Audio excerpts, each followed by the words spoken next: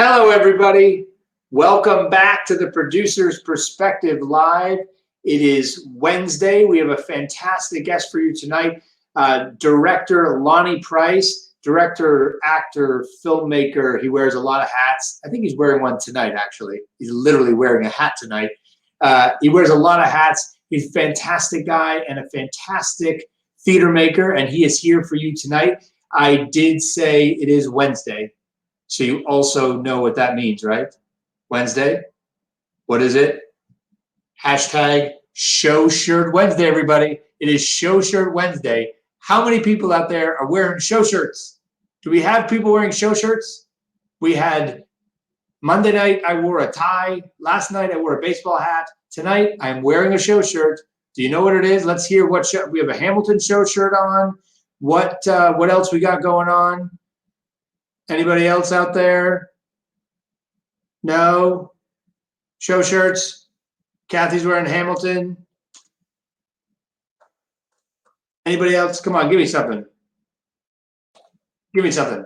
Anybody? All right, now can you guess my show shirt? Can you guess my show shirt? What is it? I will give you a hint. It is the first show I ever produced. Ready? Here we go. The slow reveal. First of all, you get it? Want to get high? Get it? It's from my very first show. It is from, I hope you can see that. Can you see it? God dang it, I can't do this. It's from the Awesome Ladies Prom. The first show I ever wrote. I directed it. I wore a lot of hats. I produced it because I had to, because I couldn't get anyone else to do it. I actually wrote about this in my books. It was a crazy story. I didn't know what the F I was doing, but I put it up and it worked out. That's my show shirt, my very first show. Want to Get High, the Awesome 80s Prom.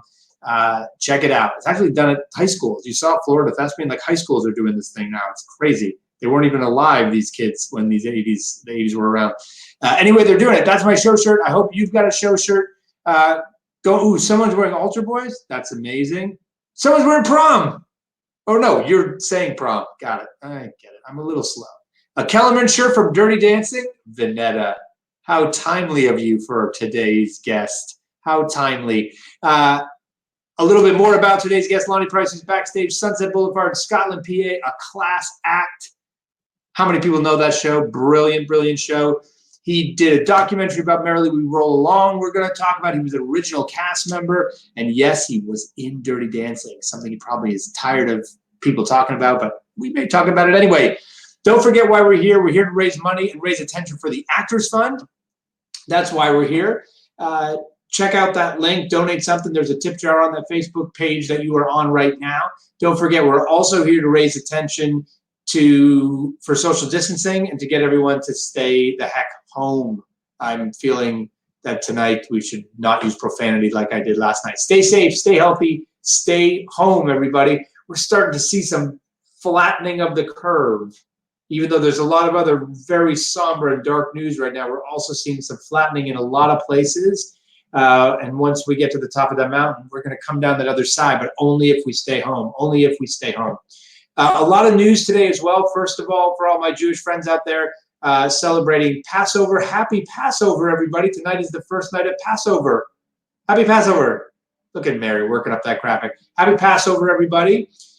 Second, in other Broadway-related news, Broadway announced today that we would be shut down until June 7th. It's going to be longer than that. It's going to be longer. But June 7th is the official date, but it's going to be longer than that. Governor Cuomo actually had some things to say about our announcing June 7th. And basically, he said it's going to be longer than that. So what he says goes these days. So we are going to be in this for a little bit longer. So since we've all got a little more time on our hands, I'm doing something a little special and different, inspired by a lot of the conversations I've actually here on the live stream. Next week, I'm going to do another live stream webinar thing. Check it out. I think we've got a graphic for it. It's for all you theater makers out there. It's how theater makers can make the most of their quarantine. Get it? How theater makers can make the most of their quarantine. It's just a free webinar. Mary is going to put up the link somewhere. She's going to put up the link somewhere and in the chats, and we will. You'll be able to register for free and check it out. It's just me trying to talk about all the things we can do to keep projects going. Stuff I've learned from people like we're going to learn from Lonny Price and Sierra and Alan Cumming and all the stuff. We put it together one webinar next week. Something for you, 6 o'clock, April 16th. Okay, there it is. Mary, there's a little late there. You're a little late today. Okay, speaking of being late, I don't want to be late for our guest tonight. We've kept him backstage already too long. This is a very busy guy, so let's bring him out. Ladies and gentlemen of the live stream, Mr. Lonny Price. Welcome, Lonny. Hello, hello, hello. This is Charlie. Charlie. Yeah. Let me just ask, how did Charlie get his name? It's not what you think. My first dog was named Charlie, so it's just Charlie's my dog. So that's in fact the role. I was like, maybe I'll get this because his name is Charlie. So it started with my dog. I love it. I love it. We're talking about, of course, Merrily, we roll along. And you are, first of all, how are you doing? How are things? I'm great. I'm very lucky. I'm fine. I'm on the Upper West Side. There are no shortages of anything. You know, the shelves are filled. There's, everything you need. I mean, we're really blessed here. I'm not feeling anything but, a little cabin fever, but I live between the parks, so I get to take Charlie to the park every day. I hope that stays. Hope they don't close the parks. That will be bad. But in general, I feel very blessed and lucky and not suffering like so many people are. And where were you when the virus hit the fan, as I like to say? Like, what was going on? Where were you? Do you remember the moment where you were like, oh, God, this is going to be different. I need to stock up on some things, or I need to go home or do whatever it is you did. When did you know? Where were you? I don't think there was a moment. I think it was just incremental, of just getting the information and, it's worse than that. Oh, it's worse than that. Oh, it's, that it just kept getting worse and worse. So I cannot tell you that there was a moment where I thought, oh, this is as bad as it's turned out to be. Yeah, so I don't have a moment in it to report. And any projects you were working on that were interrupted by this? You've always a guy that has a lot of plates spinning. So what? Yeah, just really one. Well, and one that's happening in the summer that I'm assuming will go away. But a show that you helped me on, Scotland, PA, is we were going to do. We've done a bunch of rewrites, and we were going to go to Minneapolis at Theater La Ti Da there for a week workshop before we go to Boston next year with it again. So so that got the festival is not happening. And so that was, but most of my things, again, lucky for me, are happening in next year. As I'm in prep for stuff for next year. So I'm in relatively okay shape. So I'm not as bad as a lot of. I mean, when you ask that question about when did you find out, I think it's getting closer to me. Like more and more of my friends are getting it, in my circle, and so that's. It feels more and more sobering as that happens when it's people So anyway, so it's kind of getting creepier as it goes on. But anyway, those are just that project, and I'm doing something with the Aspen Music Festival in the summer, and they've not canceled it, but I'm just kind of thinking they will. So we'll see. And so how you were excited, I know you were excited about the Scotland, PA reading. Yeah. When you hear something like that, how do you get yourself back up and keep going, especially in a moment like this? So what are you doing to keep your projects, the balls in the air, those plates spinning, and your own, like director, you're the captain of the ship. You are in charge even more than a producer a lot of the time to make sure, especially when you're doing creative work, how do you make sure things keep going forward? Well, I mean, for instance, Scotland, we're doing Skype meetings. Adam Guan and Michael Mitnick and I are doing Skype meetings, and we are involving Hal Luftig is doing some Skype meetings with us, and so that is ongoing. So that doesn't, it's just sort of learning how to work on, not Skype, Zoom, learning how to work on Zoom, which is an amazing platform. And I spend a lot of my day on it. And I'm sure you spend even more time on it than I do. So that's part of it. The other thing is I'm lucky. I'm editing something that I shot, and the editor is in Canada. So we're, going back and forth. And so that's taken a lot of my focus. That's going to wrap up this week. And I think then I'm going to really start to feel. But, the thing is that the plate's spinning, the projects happen, but it's the time in between that. And what I'm discovering is there's a lot of cool stuff online. I don't know if you know, but Yale and Oxford and Harvard do classes. I mean, they do lecture series. I'm doing one that this amazing professor at Yale has done on epidemics and learning about smallpox and bubonic plague. And then there's others that are more cheerful than that. There's a thing called Master Class. I don't know if you've seen it, but it's, Ron Howard talking about directing and Helen Mirren talking about acting and Paul Krugman doing a thing on economics. And so for me, if it's just learning, is if I can just sit here and learn something, the time will have meant something more than, more meditating and more sort of spiritual stuff as well. But as long as I can keep that going, I think I'll be all right. The problem is, the sad thing is I can't help anybody because I'm asthmatic and nobody wants me. So I can't, really go anywhere because I'm sort of high risk. So that's a little, because I'd like to be out there doing something good for people, but it's not possible right now. So I just love this that you're taking class and learning. I mean, I'm sure you have, not only could you teach master classes, I'm sure you have taught master classes in a subject.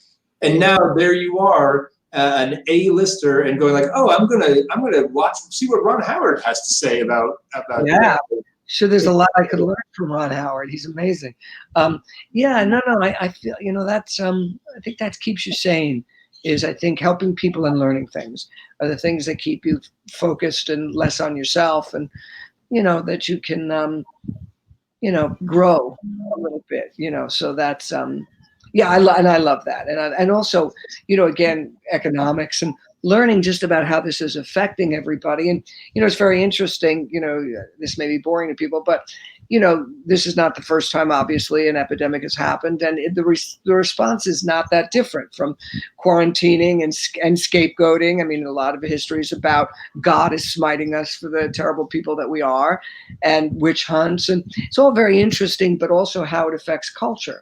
And I think it's going to be very interesting when we all come back after June 7th. I agree with you. I don't think that's really going to happen. But saying it does, or around there, who will we be? And what is our art going to reflect? What is the theater going to reflect? It can't be, going on as we did, because something major just happened. So what are the plays and musicals and what's going to happen? I mean, I think if nothing happens, that would be a shame, because I think we need to be affected by what's going on, and it's a major thing.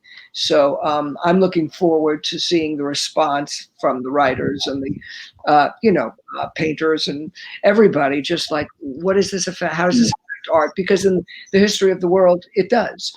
There are a lot of paintings about the plague and about, there's just a lot of resonance to something like this. So I just hope we, take it in and go learn something from it. Like, maybe we've all been running around a little bit too much, and what is important in life and health and, all of that. There's things slowing down can be useful for. And so as sad as I am, obviously, for the people who are ill, terribly sad for the people who are ill and are dying, there's also a lesson here, I think, to listen to, is to, maybe take a breath and maybe reset a little bit and see if your values and what you've been looking for and all of that is as important as you thought they were. So that's very eggheady. I'm sorry, but that's kind of it's very timely. The Pope actually had some very. It doesn't really matter, of course, what religion you are. This Pope, especially, the Pope had some very similar words to say about what's happening now and how it should all give us a check, and politicization of it all, and all. It was pretty amazing. So I'm fascinated, of course, about how our art will respond and how our writers will respond. I want you to imagine that there was not a committee, that you were in charge, that there could only be one play written about the pandemic, a pandemic. Yeah. And you were in charge of picking the living playwright to write it. Yeah.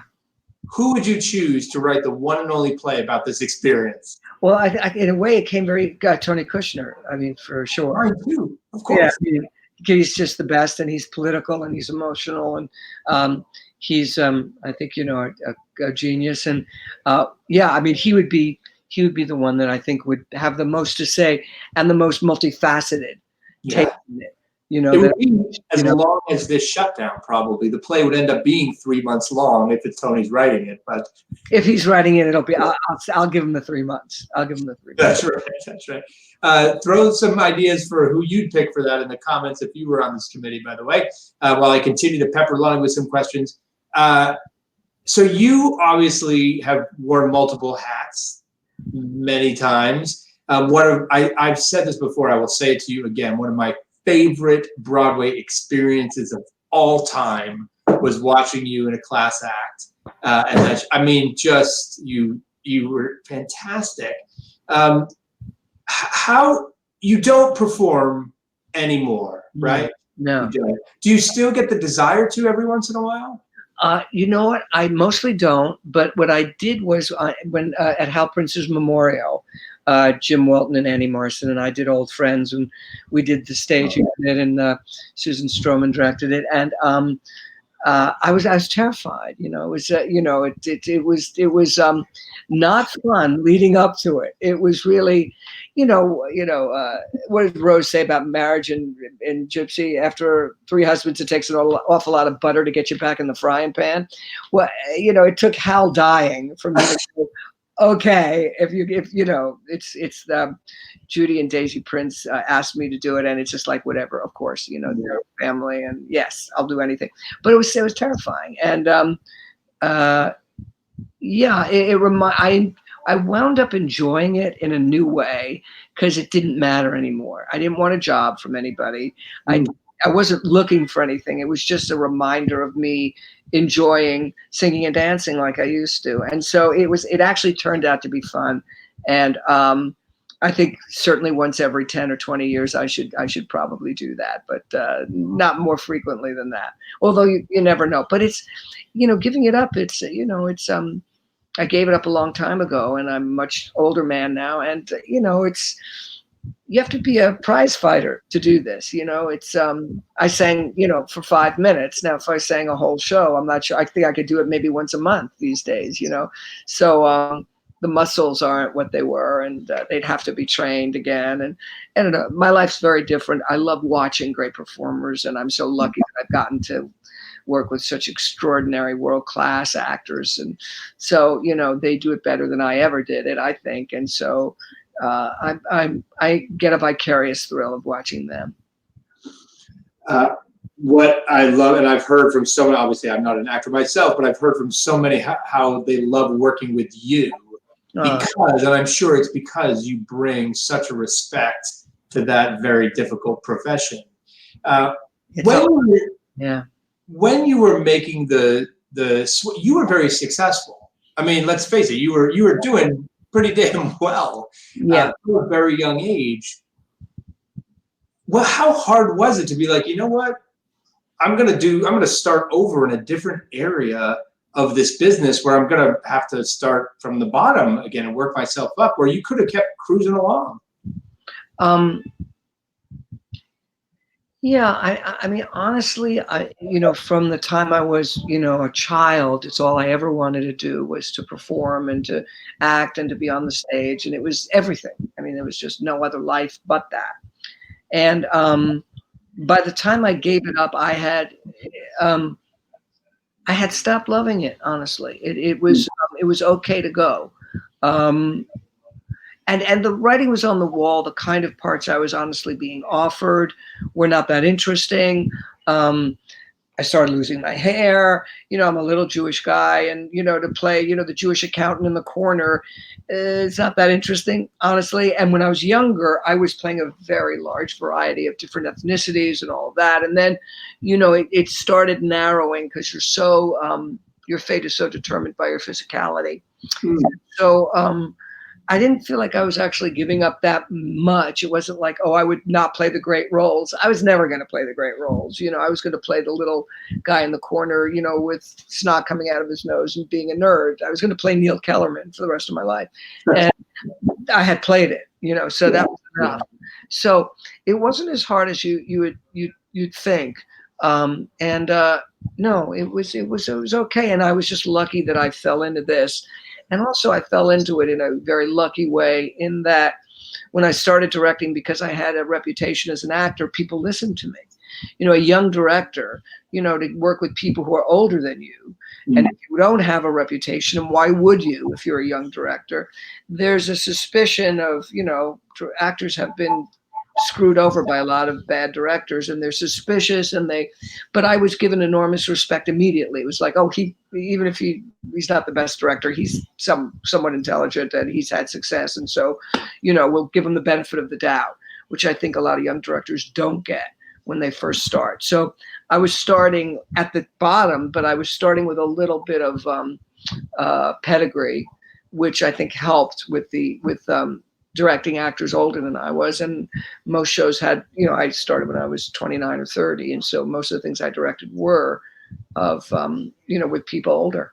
So I really got lucky. I got lucky and then I loved it. So that made it even better. We talked about this a little bit on our podcast, but tell me what draws you to a show to say, oh, this one, I mean, you're now at a stage where a lot of people would love you to direct a lot of things. Tell me what makes you go, oh yeah, that's the one I want to spend. So, I mean, Scotland, PA is a perfect example. You've been working on that show for how many years? Oh God, well, 3 or 4 at least on Scotland. And that's not a long time considering other things I've been working on a long time. Yeah. It gets to New York. It gets a great review from the New York Times. Yeah. But it goes to the roundabout, and a lot of people would be like, okay, great. You got it here. It didn't jump to Broadway right away. Right. But you're like, you know what? Let's keep going. Let's keep working on this. And you keep going. So what about Scotland, PA specifically, and any show? What makes you say, I'm going to dedicate X number of years to this? I have to. It's a very good question. In terms of Scotland, I think the quality of the writing, you know, I love Michael Mitnick and Adam Guan. I think they're both extraordinary and wonderful young writers who love the theater, love the musical theater, and also are very well versed and respect the history of it. And, you know, if they're breaking rules, they know the rules they're breaking. They're not just kind of going, oh, they're incredibly knowledgeable, talented. And the piece, I think, you know, is it's always interesting to me pieces about unwieldy ambition and the price you pay for that. And I guess I think about that a lot, is the price we pay to be, you know, artists, or even just in terms of America and greed and avarice and that addiction of desire in people to want more and more and more. And look at our president, you know, it's bigger, better, more. And it's that hunger that I think is particularly not specific to Americans, but I think we do it better than anybody, our greed and desire.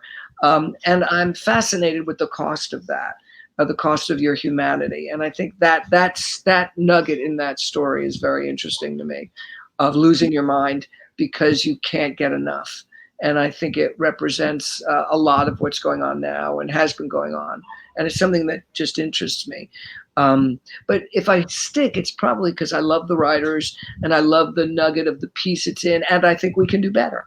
You know, I think there's more to do. And so I think we did great at the roundabout, and we want more time to work on it. So we're very lucky that people like you and Hal Luftig have supported it and continue to want to see what else it can be. And now also, as God, you know better than anybody, the trajectory of if it's Broadway or if it's whatever, it's not a direct path anymore. You know, you look at Hadestown, or you look at, I mean, there's no the way it's done, you know, unless it opens in London and is a smash and they brings it over here and then it's done. But there's a lot of ways of developing that are not what they used to be. So I'm interested to see what the next version of it is. When you ask about what attracts me, it's usually the quality of the material, or a story that just moves me. This show that I'm editing is a musical that I directed in Canada called The Louder We Get. And it's the Mark Hall story. It's a true story of a Canadian kid who sued the Catholic school board to take his boyfriend to the prom and won. He won against the Catholic school board. But it's more than that. It's about kid empowerment. It's about kids taking the responsibility in their own hands. It's Greta. It's, I don't think we've left the young people a very good legacy. I mean, I don't think they're inheriting something. I think we failed in many ways. I think we failed them in terms of economics and in terms of environment and in terms of a lot of things, and immigration, all kinds of things. And so I think it's time to pass it on to a younger generation and to women, and to see if they can fix the problems that we've caused. This piece is about that. And so that interests me. It's not a coming out story. It's not a prom story. It's an empowerment story. It's about making a difference. And it's an unlikely hero, which I'm also very interested in, is the guy, there's that Dag Hammarskjöld thing, call forth the hero in any man and he will step forward. It's unlikely heroes, which, we could use some heroes now. We need to find them, because, we're in a little bit of trouble, I think. Mm-hmm. Let's go to some questions from the comments. Well, here's one I'm going to paraphrase a little bit. Sean Rose asks, what advice do you have for an actor in LA to audition for Broadway self-tapes? I'm just going to ask you, what are your biggest audition tips for actors? Like, when actors come in a room, wherever it is, what's the most important thing an actor should do when they audition for Lonny Price? Be a nice person, be kind, be human, be there. I mean, there are a lot of people who can sing a B flat. But the point is who do you want to be in the room with for 4 years or 6 weeks or whatever it is?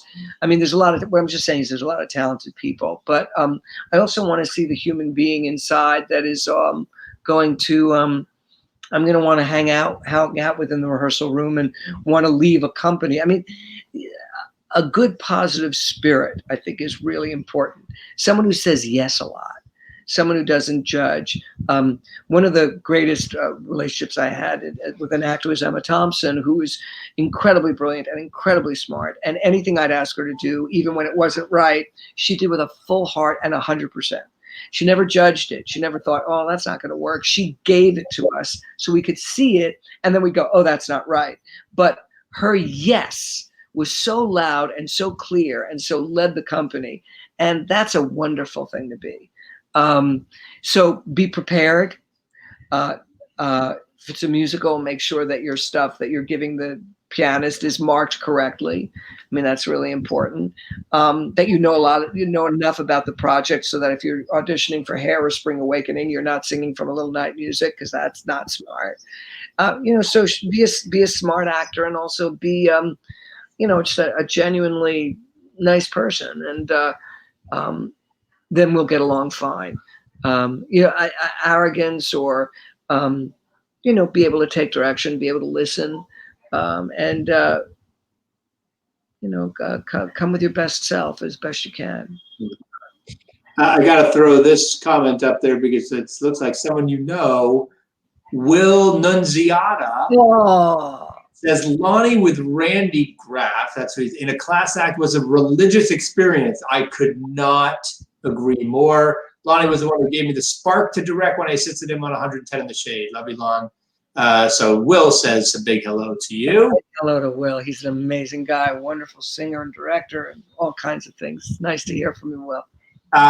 You mentioned Emma Thompson. You've worked Glenn Close, Audrey McDonald, these incredible bold-faced names. When you get in a room with these people that have these this celebrity status, how do you deal with that dynamic in the room, especially if you haven't worked with them before? I mean, Audra, I know you've worked with them many times, your friend, like all that, but the first time you get in a room with Glenn Close, you're like, oh, How do you establish an evening plan? What's that like? Well, you know, first time I met Glenn when we were talking about doing this, and I met her for lunch, and you know, I said, "How married are you to what you did before?" And she said, "Oh, not at all. Let's start again." And so that was exciting. And I think people like Glenn know that they can be intimidating, or that, you know, people are. And so in terms of being in the room with them, with a company, is they mostly try to make themselves feel like one of everybody, you know, and she certainly did that. She led that company beautifully. They adored her, and they should have. She was really not only a great star, but a great company leader, and adored them, and, you know, all of that. So I think most of these people are not as intimidating as you would think. And they're mostly, you know, insecure and nervous too. You know, they need to, you know, their names are selling tickets, and, you know, for them, they need to deliver. And so they're under a lot of pressure. And I think just sort of taking their hands and going, "We're going to do this together, and I'm right behind you, and we'll fix it. We'll figure it out." And knowing that I respect them enough so that they know that I really am there to help them. You know, I think I said it on your podcast. You know, I think that these actors are like little gems, and it's my job to set them in the ring where the light refracts and makes them sparkle as best they can, because they are extraordinary. There's a reason they're stars. They're amazing. And fun for me is to be 3 feet or 6 feet now, apart from them, as I watch them be amazing. I mean, you know, come on, to see, you know, all those incredible people sing Sondheim songs at you, and it's just like, you know, ridiculous. So they're not as intimidating as you think they would be. Yeah, none of those people also, and I guess I said on your podcast, they work their tails off. Nobody just shows up. No one is lazy.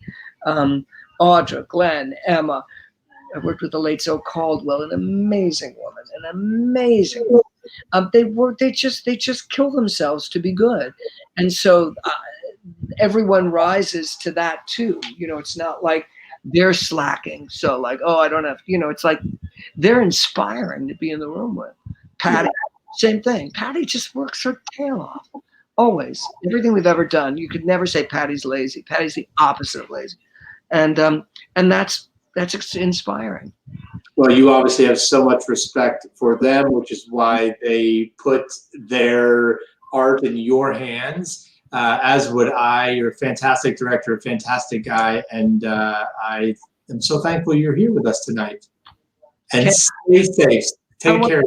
I just want to say that, you know, there are very few theater men like you who care as much about what's going on, and whose love of it is so palpable in every way. And you know, not blow smoke up your butt, but we're lucky to have you. And anyway, I think probably everybody who's wearing a show shirt, and even the people who aren't, feel that way. So thank you for everything you do in the theater, because it matters and it doesn't go unnoticed. Oh, thank you so much for that. It means the world coming from you, my friend. Stay safe. You too. Take care. All right. Bye-bye now. Bye. I'm a little moved by that. So thank you, Lonny, for being here. Thanks for those very, very kind words. He just has so much respect and so much love for this business and all the people that do it. It's no wonder why he is who he is. I love those audition tips. For all you actors out there, just show up being the best version of you. That's just the way to go. Don't try to be anyone else. Be you. Be open. Say yes. That's what it's about. We've got a great lineup coming to you this week. It's only Wednesday. It's only Wednesday. And we're going to keep going. No weekends here. We just keep going. Barry, show them who else we got. David Henry Hwang tomorrow. David Henry Hwang is going to join us tonight. M. Butterfly, Chinglish, lots of stuff. My favorite tip or tidbit about David that I learned when I did his podcast, the very first time he heard M. Butterfly read out loud was on the first day of rehearsal for the Broadway production. That's right. They didn't do readings. They didn't do any of that stuff. They just went to Broadway, and look what happened. I would like to do that with some of my shows. Don't forget about the Actors Fund. Don't forget about staying home and staying safe and staying healthy. And don't forget, register right now. Next week, how theater makers can make the most of their quarantine. See what we did there? How theater makers can make the most of their quarantine. Mary's going to throw that link up. Join me. I'm going to have like a PowerPointy slide thing. I'm going to probably have some more bad jokes. You won't see me, so maybe that's probably a benefit because my hair grows longer and longer with each passing day. So join me for that webinar. It'll be a lot of fun, some real tips, stuff that I'm basically learning from a lot of other people. I may have a few original ideas, but most of it, frankly, I'm ripping off from some of the great gurus that I study from. I'm a member of this giant mastermind of entrepreneurs, none of whom are in the theater. I have my own coach, I take all that stuff and I'm just going to give it back to you. So hopefully it will help you make more theater. So join us next week. Don't forget, what else? I got lots of other things to talk about. Happy Passover, everyone. And, okay, lastly, something to make you smile. Something to make you smile. Here it is. I was pretty involved with Avenue Q. We helped move the show from Broadway to off, right? Avenue Q, big hit, super fun, super unique. Never would think a show like that would be a Tony Award-winning musical, but it was. Well, it's been parodied now. So here comes the parody song, I Wish I Could Leave This Apartment. I wish I could leave this apartment. There's the website address. Go to theproducersperspective.com/smile, and the video will be there. There it is. Couple of links, and watch it, enjoy it, let it put a smile on your face. And that's all I've got for tonight. We'll see you guys tomorrow. Have a great night.